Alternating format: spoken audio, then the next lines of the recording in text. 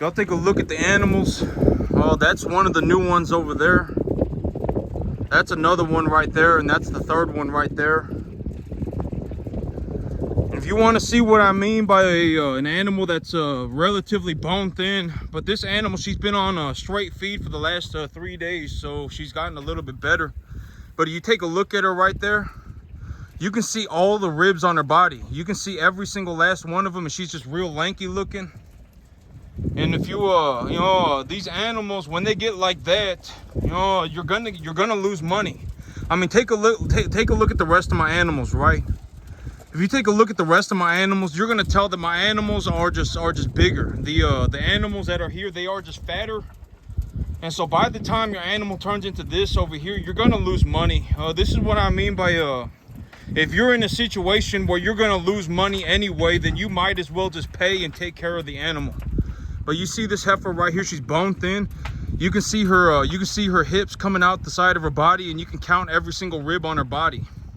That's a very good example of what an animal looks like when they are bone thin. This is an animal that's borderline at like a 3.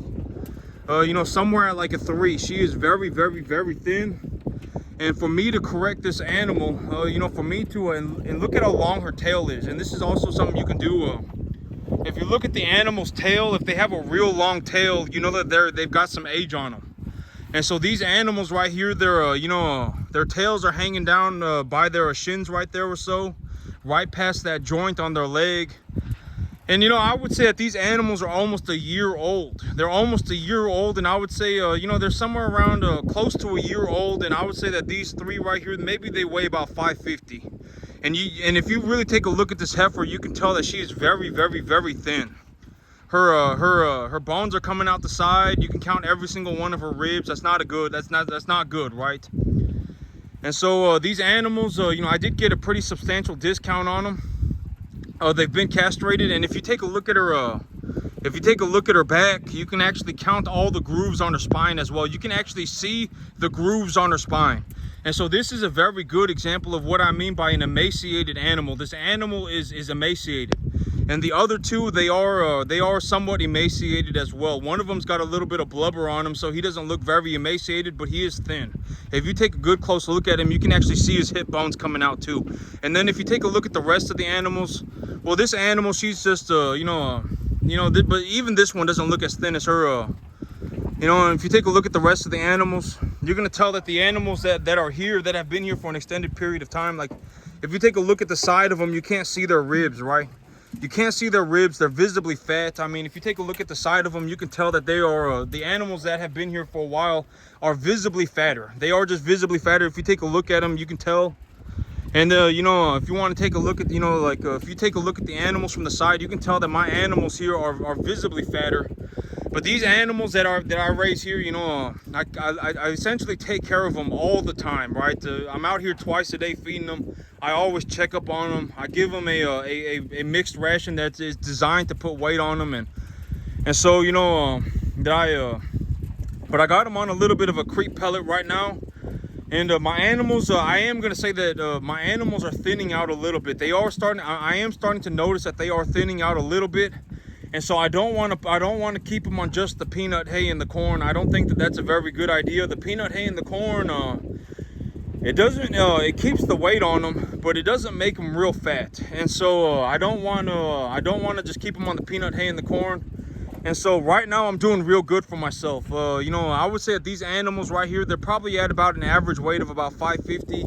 The average weight of my herd is probably somewhere around that too. I got real big animals, real small animals. I got animals that are ready to go to market. If it doesn't rain too much over the next 2 days, I'm actually going to start taking animals to market this Saturday. I'm looking to take my animals to market at about 600-700 pounds. I'm doing real good for myself. These animals are going to bring me home a hefty amount of money. And one of the things, okay, so here's the thing about, I say this all the time, right? Poor rubs off, and, I don't want your poorness around me. I say these things all the time, and I am dead serious. Like, if I got a real estate agent or whatever, right? Or if I tell you what I'm doing, if I give you my plan and I give it to you step by step by step by step by step, right? Legitimately, this is what I'm going to do after this, and then I'm going to do this, and then I'm going to do this, and then I'm going to do that, right? the cash flow that I produce on this farm, I'm going to leverage it for a piece of property that will increase my cash flow opportunity, right? Like okay, when I'm going around and doing these things, and this is a very good example of what I mean by I don't want your poorness around me, and that you're poor. If you're poor, poorness rubs off on people. If I legitimately give you this plan, right? Oh, I'm going to run 1 to 1.5 type medium, large frame animals. I'm going to go on the feeder cattle market. I'm going to go on the feeder cattle market, take a 10% deduction, and then cut that number in half because I'm in Texas. And so I'm going to discount the cattle, and then I'm going to cut that number in half. And then when I go to the sale barn, I'm going to take a look around for 1 to 1.5 type medium, large frame animals. And and then I'm gonna see what they're selling, what these animals are selling for and at what weight. And then I'm gonna choose animals that are 1 to 1.5 type medium large frame animals, and then I bring them home at that price that I budgeted. And then I'm gonna put these animals on this ration, and I'm gonna feed them this quality of grass, etc., etc. And then the margin that I produce in my business is the money that I get to keep, and that money that I get to keep, I'm going to leverage it to buy more land. And then I'm going to buy more land so that I can increase my cash flow opportunity. And if you just follow me around and you go, what if it doesn't work, right? If that is a very good sign that you are poor. What are we talking about? What if what doesn't work, right? Like, I've legitimately given you everything on a step-by-step exact what I'm doing, right? Like, what are we talking about? What if what doesn't work? What if feeding the animal doesn't make them fatter? What if, what if people don't eat beef tomorrow? I mean, what are we talking about, right? And this is a very good example of poor rubs off and why I do not want poor people around me. Because, poor people, I'm telling you, poor people are the worst gaslighters on the entire planet. Poor people are. I mean, they're deathly terrified of nothing. Oh my God, 1 to 1.5 type medium. Okay. And I've already given you the answers. A 1 to 1.5 type medium large frame animal here in Texas, essentially you got 3 major breeds: the Angus, the Hereford, and the Brahma. And everything is going to be somewhat of a cross between those 3. Every once in a while, I'm also going to add a Charolais. Charolais is a continental type animal that is we get a lot of Charolais around here, so I'm going to add Charolais to that list too. But every single one of the animals are practically one of those 4. Okay, and here's the thing. It's like, like when I go to the sale barn, if I take a look at an animal and I don't know what it is, then I'm not going to buy it, right? I mean, take a look at the entirety of my herd. It's practically all just either some kind of an Angus type animal, some kind of a Brahma type animal, some kind of a Hereford type animal, or some kind of a continental type animal, right? I mean, 90% plus of these animals. And granted that I got one animal here that I think is a shorthorn crossed with a Brahma, but this animal I got him for real cheap. And so I was like, this animal I got him for real cheap. And so, like, if you only know a few major breeds, that's it. People are not going to wake up tomorrow and have discovered some new breed of cattle that just has taken over the entire market. You're not going to see that. If you remember these 4 breeds for this area, at least in Texas, granted that where you are, you may see more Angus cattle and et cetera, and you may see less cattle overall, et cetera. But here in this area, there are only really 4 major types of cattle, and those 4 major types of cattle take up like 70% of the entire 1 to 1.5 type medium large frame market. You don't want to buy shorthorns, you don't want to buy longhorns, you don't want to buy Corrientes, you don't want to buy Holsteins, you don't want to buy Jerseys. If you just learn to recognize these 4 animals, Angus, Hereford, Brahma, and Charolais, those 4, that is essentially all you need to know. And if you go to the sale barn and those are the only 4 cattle that you know how to identify, those are the only 4 type of cattle that you know. As long as you do not buy other cattle, it does not matter. As long as you know those 4 types of cattle, it does not matter. As long as you know those 4, it does not matter. That's all you need to be buying. And if you look at an animal and you go, I don't know what this animal is. I know what an Angus is. I know what a Hereford is. I know what a Brahma is. And I know what a Charolais is. And I don't know any other cattle breed. Well, if you see an animal and you're not sure what it is, then don't buy it. That's it. I mean, legitimately, just don't buy it. Wait until you find an animal that you're like, oh yeah, this is an Angus animal, right? This is an Angus animal. And even if it's not an Angus animal, if it looks like an Angus animal, you're perfectly fine. Because if you go into a sale barn and you go, I think that this is an Angus animal, but it's not an Angus animal, and it turns out to be a balancer animal, the animal turns out to be a balancer, then you're perfectly fine, right? I mean, you're perfectly fine. I mean, a Balancer and an Angus more or less are the exact, you know, in terms of the commodities market, they are still a 1 to 1.5 type medium large frame animal. And these three animals that I brought in, they are pure breed beef masters. They are pure breed beef masters, and my animals here are larger than they are. And so, you know, these animals are kind of bone thin. I did get them at a discount, and so, you know, that's why I went and bought them, because I got them at a discount. They are bone thin. You know, but a lot of animals, if you actually go and you buy animals, you're gonna find out that a lot of these animals are bone thin. They are bone thin. The owner hasn't really fed them a whole lot of, you know, maybe they're not growing enough grass. Something's going on, and the animals turn out to be bone thin. But I did get a substantial discount on them, and that is why I bought them, right? And if you want to compare an animal, you know, this is about an animal that's about a year old, and so those three animals, if they were the correct size, they would be about this size. And if I'm gonna take them from that size to this size, I mean, it's gonna take months. It's gonna take months, and it's gonna take a lot of food. And then by the time that, you know, a lot of these animals, their finishing weight will be around somewhere between 1,200 and 1,400 pounds. And so if you took care of them real well from when they were a little baby, from when they were a little calf, if you took care of them real well, if you raised them to about 1,200, 1,400 pounds, they would be going off to the meat processor.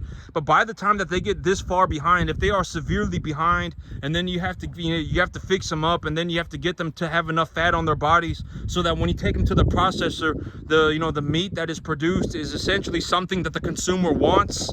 It's going to take a prolonged period of time, and the finishing weight of the animal may have gone up from like 1,250, 1,400 to 1,600, 1,700 pounds. And if you're going to feed an animal from 1,200 to 1,600 pounds, if you normally could harvest the animal at, let's say, 1,400 pounds, if you want to feed the animal from 1,400 to 1,600 pounds, or from 1,400 to 1,700 pounds, it's going to take a lot of food, and that is why the big deductions happen. It's like that is the reason why, like, if you have an animal that is bone thin, that is why you are losing money.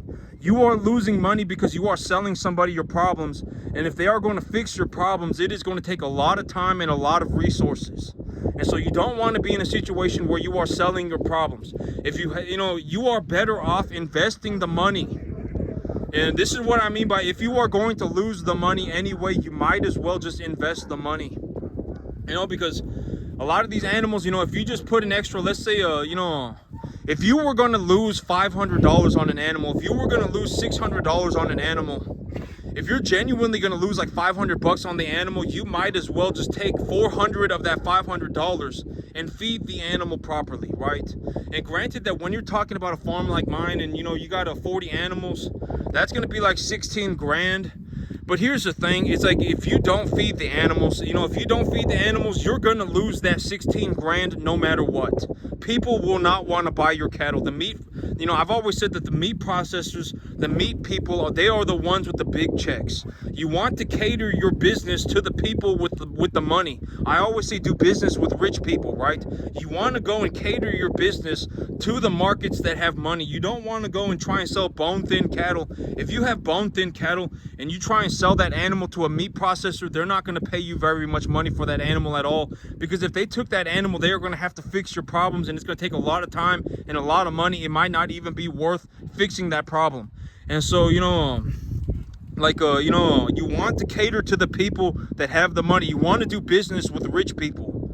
You always want to do business with rich people, because, you know, poor people, okay, they are poor for a reason, right? And I'm not saying that to sound like a dick. I'm just saying, you know, there is a reason that they are poor, right?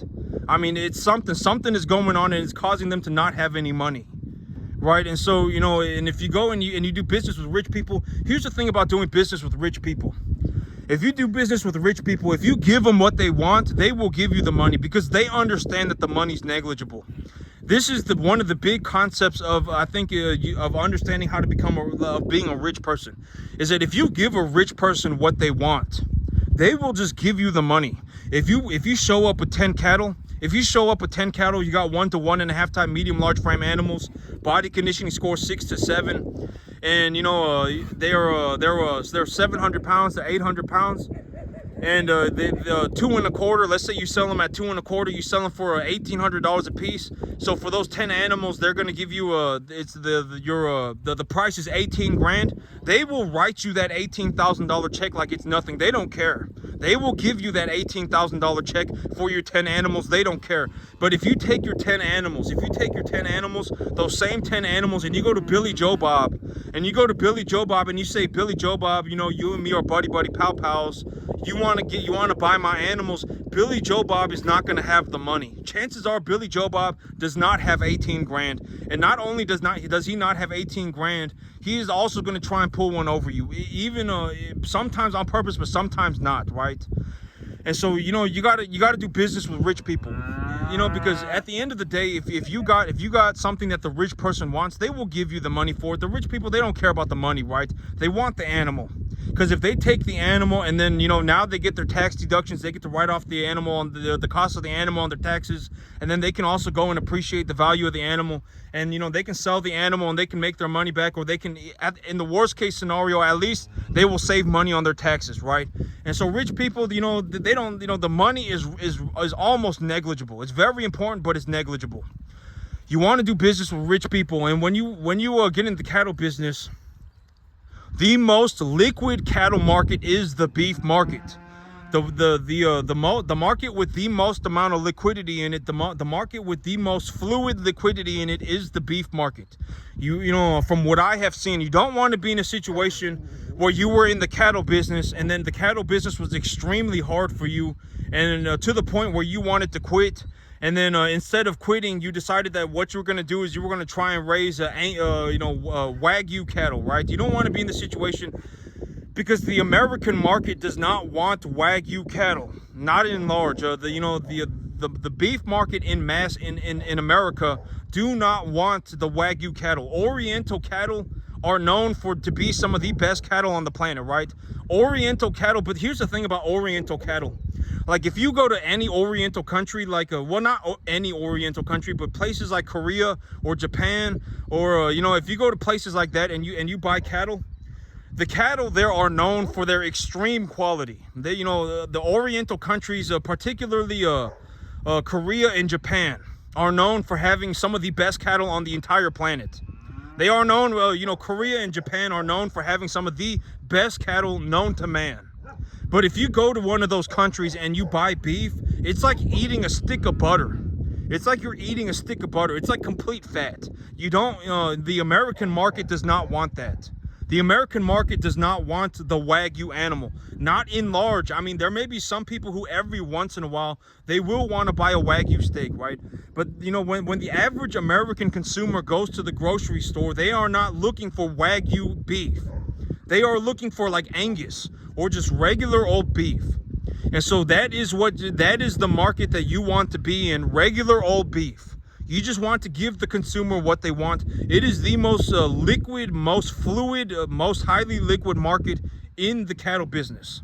If you get into the 1 to 1.5 type medium large frame commodity cattle business, you can essentially trade your animals for money at any given time that you want. At any point in time that you want, you can trade them for money. You can go to the sell barn and you can buy them. You can pick and choose them out of the herds. You can buy them at any time. The most fluid market. Like, you know, you can go to a sale barn every single day of the week except for Sunday, more than likely except for Sunday, and you can buy 1 to 1.5 type medium large frame animals every day of the week. You can buy, you can buy them every single day of the week, practically. And so, you know, the 1 to 1.5 type medium large frame commodity animals in America is the most liquid cattle market in the entire the entire industry. Right? You don't want to be in a situation where you are breeding longhorns, thinking that breeding longhorns is going to make you, you're going to get some, one of a kind longhorn animal that will bring you some massive amount of money. You don't want to be, because you're not going to be able to do it. I mean, one person out of the, a handful of people in the entire country can do something like that, right? I mean, they're taking genetic markers and all sorts of stuff, right? You don't want to be in that situation. For the average person, most people, you want to be in the 1 to 1.5 type commodity cattle business. It is the most fluid market. It is the market with the largest inventory. If you go to the sale barn 6 days out of the week and you know how to pick and choose animals, you can pick and choose 1 to 1.5 type medium large frame animals every day of the week. Practically every day of the week. You can buy them every day of the week, and you can also sell them at any day of the week. And and the feeder cattle price is set by the commodities market. And so, it's very liquid. You can, there's a lot of money in it because people are always buying beef. And so it's very liquid. It's got a lot of liquidity, and it's also very fluid. I mean, you can go and change your cattle out for money any given day of the week, and you can also go and buy cattle any day of the week. If you are in a situation where you need to, find there's a buyer for your animal, but the buyer for your animal is 7 states away and they're the only person that wants to buy your animal, it's not a very liquid market. You don't want to get in a situation where you got into the cattle business and you're like, the cattle business is miserably difficult. I'm not making any money. I'm actually losing money. And so I'm going to try and throw a Hail Mary and go into the Wagyu business, because the Wagyu business and stuff like that, the Oriental cattle in America, that is not a very liquid market. You're not going to get paid more for your animal. Chances are, they're not going to pay you very much more for your animal. If you find one sale barn that is willing to pay you more for your animal, or one buyer that is willing to pay more for your animal, I mean, you may have to drive, 4 or 5 hours away. You may have to drive, 10 hours away. You may have to drive across the country. You don't want to be in that situation, right? Like me, I can go and I can buy my animals across the, from 45 minutes away. I can go to a sale barn an hour away. If I go to a sale barn, I got like 7 sale barns within a 1 hour, 1 hour, circle around me. If I drive in a circle for 1 hour, I can go to 7 different sale barns, and every single one of those sale barns will have 1 to 1.5 type medium large frame animals. Every single last one of them. And so the inventory is very large. The markets are very liquid. The markets are very, the price is set by the commodities markets in large. If you go on the stock market and you go on the commodities market, the feeder cattle price, the price of a commodity animal is set by the feeder cattle market. More or less, it's set by the feeder cattle market. And so, you know what you're going to get for your animal. Roughly, you know what you're going to get for your animal, etc., etc. And so, the 1 to 1.5 type commodity beef animal market is like the most liquid, the most large inventory, the most liquid, and the most there is a lot of money in it, and a business is always happening. You can go and you can make your money any day of the week, all the time. You can legitimately go and buy cattle 7 days of the week if you want to, and sell them 7 days of the week if you want to. You genuinely could. And you will always get paid roughly the accurate amount of money, and because the feeder cattle market in large is set by the larger stock market, by the commodities market. And so the markets are you're able to get on the stock market, and you can roughly estimate what you're going to get for a 1 to 1.5 type medium large frame animal. You can roughly estimate it.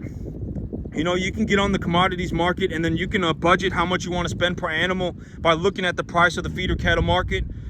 I mean, you can do all this stuff, and it's a very liquid market, right? And so you can buy and sell cattle any day of the week. It's a very good market, very good market. The 1 to 1.5 type commodity cattle market is where I make all of my money. I make a ballistic amount of money, and that's how I do it in the cattle business. But that's it for me today, YouTube. Y'all have a good one.